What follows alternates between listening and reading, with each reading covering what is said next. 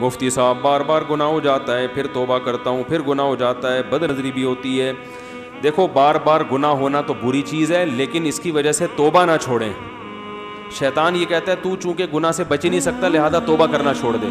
तो शैतान से कहें यार जैसे बार बार गुनाह बुरी चीज़ है, तो बार बार तौबा अच्छी चीज़ है। गुनाह से अल्लाह का गज़ब आता है, तौबा से अल्लाह का गज़ब ठंडा हो। बार बार बुखार हो जाता है तो बार बार पैनाडोल खाते हो कि नहीं खाते? भाई यार बार बार बुखार हो रहा है, छोड़ो पैनाडोल के डब्बा उठा के, अब मरने दो बुखार में, तो मर जाएगा।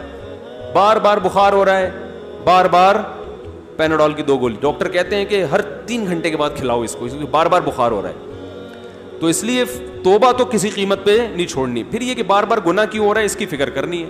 तो उसका एक मैं नुस्खा बताता हूँ कि भाई जब भी गुनाह हो अपने आप को सज़ा दो, रोज़ा रख के, सदका करके। सज़ा मिलेगी ना, अपने आप पर मुकदमा चला के खुद अपनी सज़ा तजवीज़ करो। तो सज़ा मिलने से आहिस्ता आहिस्ता वो गुनाह क्या होगा, एकदम से ख़त्म नहीं होता, कम होते होते मार्केट से शॉर्ट हो जाएगा इंशाल्लाह। एकदम नहीं होती ये चीज़ें, आहिस्ता आहिस्ता हो जाती है। बदनज़री जब भी होती है, कुछ पैसे निकाल के सदका करो, समझ रहे हो?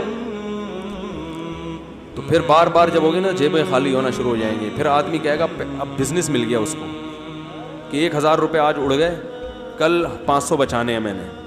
तो उसको पता चलेगा एक दफ़ा नज़र झुकाने से 50 रुपये बच जाते हैं। तो आहिस्ता आहिस्ता इंशाअल्लाह फ़ायदा होगा इसको।